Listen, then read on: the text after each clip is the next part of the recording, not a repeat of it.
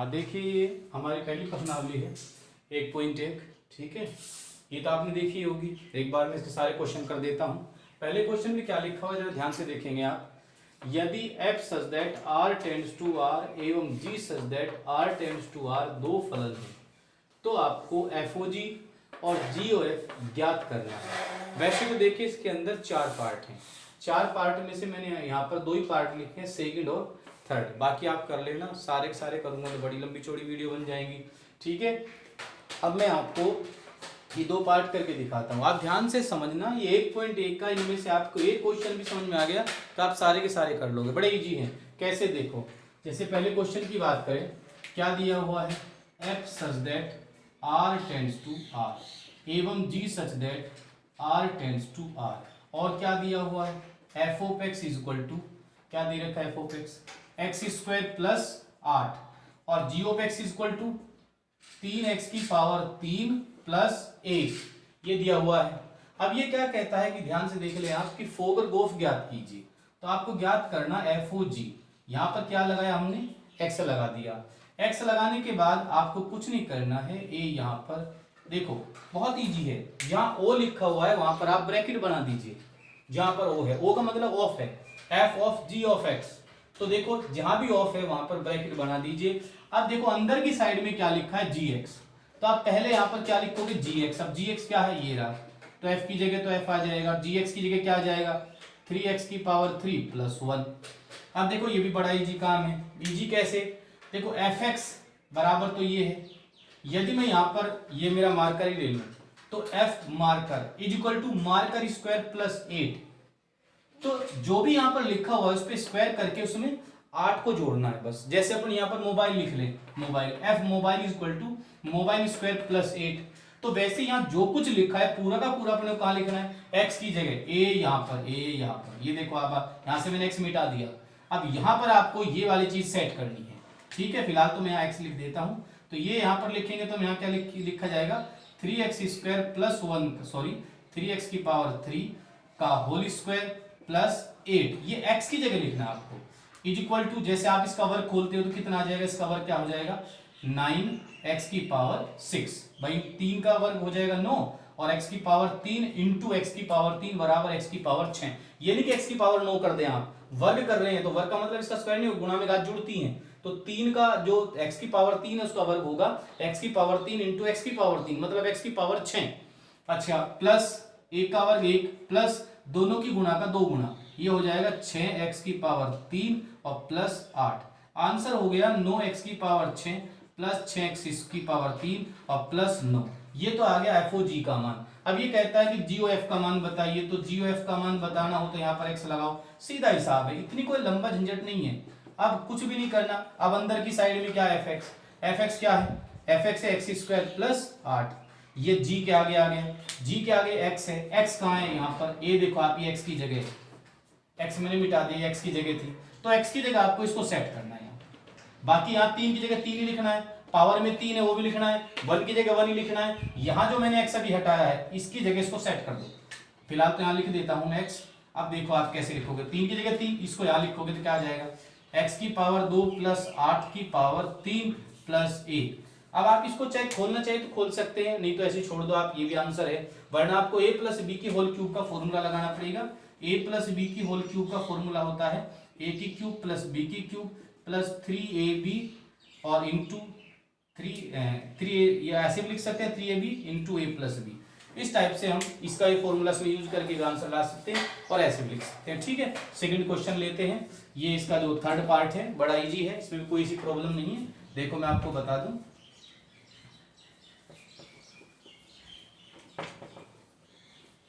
देखो ध्यान से देखना आप, यहाँ पर क्या है, fx इक्वल टू x, ये मैंने x लिखते हैं, यहाँ पर क्या है, मोड x है। फिर वही फोगोफ ज्ञात करना है, तो ऐसे देखो आप, f कोष्टक g और फिर यहाँ पे ब्रैकेट लगा देंगे और कुछ नहीं करना है। पहले gx अंदर लिखा हो तो gx लिख दो, क्या है, मोड x, f की जगह f आ जाएगा, इसकी जगह मोड x। अब ये मोड x कहाँ आएगा, x की जगह, क्योंकि f के आगे मोड है तो f के आगे जो भी है वो सामने आएगा, तो बराबर क्या आंसर हो गया, मोड x। तो इसका तो आंसर यही आ गया। अब इसके बाद चलते हैं GOF को लेकर के, तो g ब्रैकेट ऑफ fx, फिर आप देखो अंदर की साइड में क्या fx है, fx क्या है, x ही है खुद, और जी एक्स तो खुद ही मोड एक्स के इक्वल है, तो ये आंसर हो गई। तो दोनों का आंसर सेम है, इसका भी आंसर मोड एक्स है, इसका भी आंसर मोड एक्स है। चलो नेक्स्ट क्वेश्चन देखते हैं, एक मिनट। नेक्स्ट क्वेश्चन के अंदर देखिए क्या लिखा हुआ है, ये लिखा है f such that r plus tends to r plus। r plus का मतलब है, r का मतलब होता है वास्तविक संख्या, तो जितनी भी वास्तविक संख्याएं हैं वो अपने को इसमें यूज करनी है। प्लस का मतलब सारी की सारी धनात्मक वास्तविक संख्याएं, जीरो धनात्मक वास्तविक संख्या नहीं होती है, और उसके पहले जो है जितने भी ऋणात्मक हैं वे वास्तविक संख्याएं नहीं है। तो वास्तविक संख्याएं जीरो के बाद से शुरू होती हैं, ठीक है, और अनंत तक जाती हैं। अच्छा अब देखिए आर प्लस, तो मैं यहाँ प्लस कर देता हूँ, यहाँ प्लस कर देता हूँ, यहाँ प्लस कर देता हूँ, यहाँ प्लस कर देता हूँ। फिर इसने दिया है मुझे, देखो आप, निम्न प्रकार परिभाषित है f x equal to x square, तो यहाँ पर मैं लिख दूंगा f x equal to x square और g x equal to under root x. ये देखो दो चीजें लिखी हुई है यहाँ पर, ये देखो आप एक्स स्क्वायर रूट एक्स। ये कहता है फोग और गोफ, वही मतलब हर बार आपको एक ही पॉइंट चलना है, फोग। फोग में देखिए आप एफ ओ जी, तो सीधा हिसाब है भाई साहब, यहाँ पर ऐसे ब्रैकेट बनाए, ब्रैकेट बनाने के बाद फिर देखो यार अंदर क्या है, जी एक्स क्या है, रूट एक्स, ये लिख दिया मैंने रूट एक्स। अब यहां जो आएगा उसका वर्ग होगा, यहां पर यदि मैं ये मार्कर लिख देता हूं तो मार्कर स्क्वायर, रूट एक्स तो रूट एक्स का स्क्वायर, तो ये कहां पहुंचेगा, एक्स की जगह, तो अपन इसको लिखेंगे रूट एक्स का स्क्वायर, और रूट एक्स का स्क्वायर करोगे तो एक्स ही आएगा। अब आपको जैसे गोफ ज्ञात करना है तो गोफ में भी सिस्टम वही का वही रहेगा, ठीक है। तो एफ एक्स है अंदर की साइड में, एफ एक्स क्या है, एक्स स्क्वायर, तो अपन यहाँ क्या लिख देंगे, एक्स स्क्वायर। अब देखो एफ एक्स अंदर था तो एफ एक्स की वैल्यू रख दी मैंने, अब जी एक्स स्क्वायर, तो जी एक्स तो क्या है, कहाँ गया जी एक्स है रूट एक्स। अब एक्स की जगह हम एक्स स्क्वायर लिखते हैं तो इसको अपन क्या बोल देंगे, रूट की जगह रूट एक्स की स्क्वायर आ जाएगा, तो स्क्वायर से रूट हट जाएगा, एक्स आ जाएगा। तो अब ये कह रहा है कि फोग और गोफ ज्ञात करो, क्या ये तुल्य फलन है, बिल्कुल ये तुल्य फलन है, दोनों का आंसर क्या एक्स है। तो हम लिख सकते हैं कि जो एफ ओ जी है वो जी ओ एफ के इक्वल है, तुल्य फलन है। नेक्स्ट क्वेश्चन की बात करें तो मैंने देखो ये पहला लिया था, दूसरा छोड़ दिया, तीसरा लिया, फिर चौथा लिया, फिर पांचवा लिया, कुल मिलाकर के इसके अंदर 7 क्वेश्चन हैं। मैंने जो डिफिकल्ट थे वो उठाए हैं, इजी वाले छोड़ दिए। आप करके देखें, फिर भी कोई प्रॉब्लम हो तो आप बता सकते हैं, नीचे डिस्क्रिप्शन में लिख सकते हैं। पर ध्यान रखिए वीडियो को जरा थोड़ा लाइक और सब्सक्राइब करें, घर परिवार में जितने भी मोबाइल है सब में कर दें, ठीक है। थोड़ी सी लाइक सब्सक्राइब ज़्यादा होंगे तो मैं और थोड़ी मेहनत से ज़्यादा वीडियो बनाऊँगा, अच्छे बातें इसमें बताऊंगा, ठीक है। अभी आप देखो और ध्यान से सुनो, यदि समझ में नहीं आए तो 2-3 बार आप लगातार वीडियो को सुनते जाएं। जब आप 2-3 बार सुनोगे तो सब समझ में आएगा। और आपको मोबाइल के अंदर बाई चांस किसी में थोड़ी आवाज कम भी हो तो आप ऐसा करेंगे, उसमें आप हेडफोन लगा लो, लीड होती है वो लगा लो, उससे क्या है कि आवाज सही आ जाएगी, ठीक। अब जरा देखते हैं नेक्स्ट क्वेश्चन। नेक्स्ट क्वेश्चन की बात करें तो नेक्स्ट क्वेश्चन कौन सा लिया है मैंने, चौथे नंबर वाला। क्या लिखा हुआ है, f such that r tends to r, चलो ठीक है भैया, g such that r tends to r, plus हटा देते हैं। ऐसे फलन है एफ एक्स इक्वल टू, क्या लिखा हुआ है, f x equal to 3x + 4, और जी एक्स इक्वल टू क्या लिखा हुआ है, 1/3x - 4 हो तो फोग और गोफ ज्ञात कीजिए, जी ओ जी 1 ज्ञात करो। देखो भाई साहब पहले तो मैं फोग ही ज्ञात कर दूं, एफ ओ जी एक्स, ये ज्ञात करके बता देता हूं, बड़ा इजी है। ओ को हटाओ, कोष्टक बनाओ, जी कोष्टक एक्स, ब्रैकेट बना दिए, फिर अंदर जी एक्स है, जी एक्स का मान क्या है, x - 4/3, ये है। इसको डायरेक्ट x की जगह एडजस्ट कर दो, केवल x की जगह। x देखो यहाँ पर है 3 की जगह 3 ही लिखना है, 4 की जगह 4 ही लिखना है, और x की जगह इसको सेट कर दीजिए, तो यहाँ जाएगा 3 × x - 4/3 और +4। देखो 3 से 3 कट गया, आंसर हुआ x - 4 + 4, तो आंसर आ गया x। ये फोग का मान है। यदि हम गोफ की बात करें तो गोफ में भी आपको कुछ ज्यादा नहीं करना है, o की जगह वही कोष्टक बनाना है, ब्रैकेट बनाना है। और देखो अब अंदर की साइड में कौन आ गया, एफ एक्स क्या है, 3x + 4। अब आपको 3x + 4 लिखना कहाँ है, केवल x की जगह, ध्यान रखिए x की जगह 1/3 की जगह 1/3 ही आएगा, 4 की जगह 4 ही आएगा, x की जगह आपको 3x + 4 ही लिखना है। अब क्या लिखोगे, देखो 1/3 की जगह 1/3 ही आएगा, 3x + 4 - 4, क्योंकि देखो ये यहाँ की -4 की जगह -4, इसको लिखना पूरे को x की जगह, तो 4 से 4 कट गया, क्या आया 3x/3, 3 से 3 कट गया, आंसर क्या आया x, दोनों इक्वल आ गए। अब ये कहता है उससे मतलब नहीं कि इक्वल आते हैं, नहीं है, अलग अलग आंसर भी आ सकते हैं, तो वो भाई उसमें कोई सिस्टम नहीं होता कि भाई इक्वल आएंगे नहीं आएंगे, आपको तो फोग और गोफ ज्ञात करना है। अब कहता है GOG1 ज्ञात करो। तो GOG1 के लिए सबसे पहले आपको GOGX ज्ञात करना पड़ेगा। तो GOGX क्या हो जाएगा, ये देखो आप, ये थोड़ा टफ पड़ जाएगा। क्यों? क्योंकि एक ही फंक्शन को वापस उसी में रखना है। GX, अब GX क्या है आपका, ये रहा GX, x - 4/3, ये आपका GX है। अब वापस इसको GX में ही रखना है। देखो मजेदार बात, इसको कैसे रखेंगे, इसको वापस देखो, इसी को इसी में रखना है। रखना कहाँ है, केवल x की जगह। अब मैं आपको 1 मिनट एक बात करके बताता हूं, रुको देखो, x - 4/3, ये देख रहे आप, इसको मैंने यहां लिख लिया। अब इस मान को इसी में रखना है। कहां रखना है, x की जगह, x कहां है, यहां पर है, तो इसको इसकी जगह रख दो, x - 4/3, ऐसे करके ऐसे हल करना। अब आप कहोगे सर इसको कैसे हल करें, बिल्कुल इजी है, कोई प्रॉब्लम वाली बात नहीं है। लघुत्तम बताओ क्या आ जाएगा, पहले ऊपर वालों को हल करो। लघुत्तम आ जाएगा इसका एलसीएम 3, ऊपर कितना आ जाएगा, x - 4 माइनस के 12, और ये जो 3 नीचे है वो भी यहाँ आ जाएगा। तो 12 और 4 की जगह 16, तो x - 16/9, ठीक है, x - 16/9 हो जाएगा। अब आपको कुछ नहीं करना है, ये आपका GOGX का मान है। अब ये कह रहा है GOG1 का मान बताइए, तो आपको GOG यहाँ पर 1 लिखना है, मतलब x की जगह 1 लिखना है। x यहाँ 1 लिख दिया, 1 - 16/9। अब 1 में से 16 जाएंगे तो कितने बचेंगे, 15, 15/9, 3 से काट दो, तो 3 × 5 = 15 और 3 × 3 = 9, तो आंसर कितना हो गया, -5/3। तो इस प्रकार से आपको देखना है, करना भी है, ठीक है। चलिए अच्छा, अब आगे चलते हैं। आगे क्या, लास्ट वाला क्वेश्चन जो दिया हुआ है यहाँ पर ध्यान से देखेंगे, आसानी है, एक कोई इतनी बड़ी कहानी थोड़ी है। अभी देखिए आप, FGH 3 फलन है। F जो है वो R टेंड्स टू R है, G जो है R टेंड्स टू R है, H भी R टेंड्स टू R है। आगे क्या लिखा है, ये देखो आप, Fx = क्या दिया है, Gx = दिया है, Hx = दिया है। अब देखिए Fx = x² है, और ये cos x है, और ये आपका 2x + 3 है।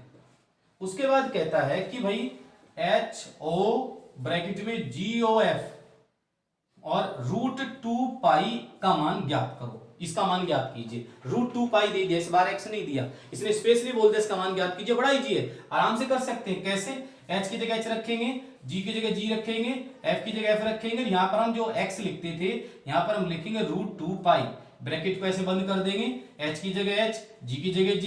अब देखो fx = क्या है, x²। यहां जो है उसका स्क्वायर करना होता है अपने को, तो यहां पर क्या लिखा हुआ है, √2π, इसको आप x की जगह लिख दो, तो ये आ जाएगा √2π का स्क्वायर, ठीक है। अब आप इसका स्क्वायर करोगे तो क्या आ जाएगा, h कोष्टक में g, और यहां आ जाएगा केवल 2π, g2π, तो h, और देखो g2π, gx cos x है, g मार्कर कोस मार्कर, g फैन कोस फैन, जी डोर कोस डोर, मतलब जो यहां लिखा वो आगे आ जाएगा। तो यहां पर क्या लिखा, 2π, तो cos 2π, और मैं आपको बता दूं cos 2π का मान 1 होता है। यहां पर लिख के बता देता हूं मैं, cos 2π को अपन लिख सकते हैं cos 2π + 0, तो cos 360 + थीटा बराबर cos थीटा, और इसका cos 2π का मान कुल मिलाकर के अपन 1 बता सकते हैं। अब h(1) का मान ज्ञात करना है। h(x) तो ये है, x की जगह 1 लिख दो, तो 2 × 1 + 3, मतलब 2 + 3 मतलब 5, तो इसका आंसर 5 हो जाएगा। इस प्रकार से आपको सवाल करने हैं, बड़े इजी हैं, आप ध्यान से करें, वीडियो को 2-3 बार सुनिए, आपको सब समझ में आ जाएगा, ठीक है, ओके। अच्छा, अब इसके बाद हम टॉपिक लेके चलते हैं प्रतिलोम फलन। प्रतिलोम फलन, देखो यदि कोई फलन है, जैसे मान लिया आप लेके चल रहे हैं f such that a tends to b, ये ले रहे हैं। अब आपको उसका प्रतिलोम बताना हो, तो प्रतिलोम के लिए केवल आपको f के ऊपर इनवर्स लगाना है। और वैसे भी प्रतिलोम फलन को इंग्लिश में क्या बोलते हैं अपन, इनवर्स फंक्शन। इनवर्स फंक्शन का मतलब हो जाता है प्रतिलोम फलन। इनवर्स का मतलब उल्टा कर दीजिए, ये क्या होता है, प्रांत, ये क्या होता है, सहप्रांत। ये पहले ले आओ, सहप्रांत पहले आ जाएगा और प्रांत बाद में चला जाएगा, तो ये इसका क्या कहलाएगा, प्रतिलोम फलन। जैसे हम लिख देते हैं f(x) = y, तो x = क्या होगा, f इनवर्स y, तो ये प्रतिलोम अवयव हो जाएगा, ठीक है, इसके साथ में संबंधित है, तो प्रतिलोम ही आ गया इसका। f(x) = y, ये तो फंक्शन है, सीधा सीधा फलन, ये प्रतिलोम फलन से संबंधित हो जाएगा, ठीक है, प्रतिलोम अवयव हो जाएगा। अब इसके बाद हम लेके चलते हैं, इससे संबंधित ही एक प्रमेय दी हुई है प्रतिलोम फलन की, एकैकी आच्छादक फलन का प्रतिलोम अद्वितीय होता है। बड़ा इजी है, कोई दिक्कत नहीं है। एकैकी किसको बोलते हैं? जब एक अवयव का एक प्रतिबिंब वो एकैकी होता है। अच्छा, अब मैं आपको यही परिमेय करके बताता हूं, देखो ध्यान से। देखिए क्या लिखते हैं, एकैकी आच्छादक फलन का प्रतिलोम अद्वितीय होता है। तो अब मैं यहां लिख देता हूं, देखो माना कोई फलन f एकैकी आच्छादक है, एकैकी भी है और आच्छादक भी है, एकैकी आच्छादक है। माना कोई फलन है एकैकी आच्छादक फलन है, ठीक है। जब ये एकैकी हो गया, आप ध्यान से मेरी बात सुनना, ये एकैकी आच्छादक फलन है। अब यहां पर एक पॉइंट और आप मान के चलेंगे, a टेंड्स टू b के कोई दो प्रतिलोम फलन, इसके कोई दो प्रतिलोम फलन, ठीक है, g तथा h हैं। कोष्टक में लिखना यदि संभव हो, क्योंकि यह संभव नहीं होता, यदि संभव हो। तो हमने क्या मान लिया कि जो f फंक्शन है, जो एकैकी आच्छादक है, इसके दो प्रतिलोम मान लिए। अद्वितीय का मतलब होता है एकैकी आच्छादक फलन का प्रतिलोम अद्वितीय होता है। अद्वितीय का मतलब वो सम ही है, एक ही है, दो नहीं है। हमने इसका उल्टा मान लिया कि भाई इसके कोई दो प्रतिलोम हैं। फिर हमें बाद में पता चलेगा कि ये दोनों के दोनों प्रतिलोम अलग अलग नहीं है, दोनों एक ही तो हैं, दोनों इक्वल हैं, दोनों एक ही बात है, अलग अलग हो ही नहीं सकते। यही बात हम यहाँ पर करके दिखाएंगे कि कोई दो प्रतिलोम g तथा h है। तो हम इसको g को कैसे लिखेंगे, g सच दैट करेंगे अपन b टेंड्स टू a। ये तो अभी मैंने आपको बताया था, प्रतिलोम में बदल जाते हैं। g से मतलब f इनवर्स से, h से मतलब f इनवर्स से, इनवर्स का मतलब उल्टा। अब देखो इधर h सच दैट में क्या आ जाएगा, b टेंड्स टू a। साथ के साथ आप ये मान के चलेंगे कि माना कि y कोई एक संख्या है जो समुच्चय b से ली गई है, और x1 x2 दो संख्याएं हैं जो समुच्चय a से लिए गए हैं, ठीक है। अब हम यहां पर लेके चलेंगे g of y is equal to क्या ले लेंगे अपन, x1 g ऑफ y। अच्छा, या फिर आप ऐसे बोल सकते हैं f of x1 is equal to y, ठीक। क्यों बोल सकते हैं, एक मिनट, ये देखिए जो f है, g है, वो f का क्या है, प्रतिलोम है, f का प्रतिलोम है। आप ध्यान से देख लें, खुद ही ऊपर लिखा मैंने कि कोई दो प्रतिलोम, किसके, f के, दो प्रतिलोम g तथा h हैं। उसके बाद हम क्या लिख देंगे, यहां पर g ऑफ y लिखा था, अब h ऑफ y लिखेंगे इज इक्वल टू क्या, x2, और यहां पर हम लिख सकते हैं f of x2 is equal to y। और फिर वही बात, यहां पर हमने g लिया था, यहां क्या ले लेंगे, h क्या है, f का प्रतिलोम है, h है, f का प्रतिलोम हो गया। और चूंकि मैं आपको पहले बता दूं कि f जो है वो एकैकी आच्छादक है, तो f ये भी आएगा f ऑफ x1 बराबर f ऑफ x2। एकैकी आच्छादक में अपन ऐसे लिखते हैं, तो ये x1 बराबर x2 भी हो जाएगा। और वो तो होना ही है, क्योंकि f क्या है, एकैकी आच्छादक है, उसमें बाद में संख्या इक्वल आएंगी। जब x1 बराबर x2 है, तो इसको हम क्या लिख सकते हैं, x1 किसके इक्वल है, g ऑफ y के, और ये h ऑफ y के। अब इसका y हटा दीजिए, तो g बराबर क्या आ गया, h। मतलब g और h आपस में क्या है, इक्वल हैं, अलग अलग नहीं है, दोनों एक ही हैं। तो बस ये सिद्ध हो गया कि एकैकी आच्छादक फलन का प्रतिलोम अद्वितीय होता है। ये ऐसे सिद्ध करना है, बस कुछ भी नहीं है, बड़े इजी है, सीधा सीधा ऐसे से लिखते जाना है, ठीक है। एक y और दो ये मानने हैं। हमेशा ध्यान रखना है, पहले वाले में से ये पहले वाला यहाँ लिखा जाता है, ठीक है। ये प्रांत है और ये क्या है, सहप्रांत है, ठीक। ऐसे करते हैं। चलो अगला क्वेश्चन देखो आप, इससे भी आपको काफी नॉलेज होगी। देखिए पढ़िए सवाल क्या है, मैं अभी आपको करके बता देता हूं, एक सेकंड। देखो सवाल क्या है, यदि f such that r tends to r, ये मैंने लिख दिया यहाँ पर, f such that r tends to r, और क्या है, fx इज इक्वल टू लिखा हुआ है x की पावर 3 माइनस 3 हो, तो सिद्ध कीजिए कि f इनवर्स विद्यमान होगा। और हाँ, एक महत्वपूर्ण बात बतानी भूल गया कि हम प्रतिलोम फलन उन्हीं फलनों का ज्ञात कर सकते हैं जो एकैकी और आच्छादक होते हैं, ठीक है। प्रतिलोम उन्हीं का ज्ञात किया जा सकता है जो एकैकी और आच्छादक है। कई बार वो कहता है f इनवर्स विद्यमान है, इस बात को सिद्ध करके दिखाओ। तो आपको ये बात सिद्ध करनी है कि दिया गया फलन एकैकी भी है और आच्छादक भी है। यदि आप सिद्ध कर देते हैं तो दिया गया फलन एकैकी आच्छादक है, तो वो f इनवर्स में विद्यमान हो जाएगा। यदि फलन में एकैकी है परंतु आच्छादक नहीं है, तो f इनवर्स ज्ञात नहीं किया जा सकता। समझ गए आप। तो एफ इनवर्स ज्ञात करने के लिए कह रहा है सिद्ध कीजिए एफ इनवर्स विद्यमान होगा। एफ इनवर्स भी ज्ञात करो, एफ इनवर्स 24, एफ इनवर्स 5 के मान ज्ञात करो। इस अकेले क्वेश्चन के अंदर 8.2 की सारी बातें आ जाएंगी। अब आप देखना, मैं पहले सिद्ध करके दिखाऊंगा कि एफ इनवर्स विद्यमान है।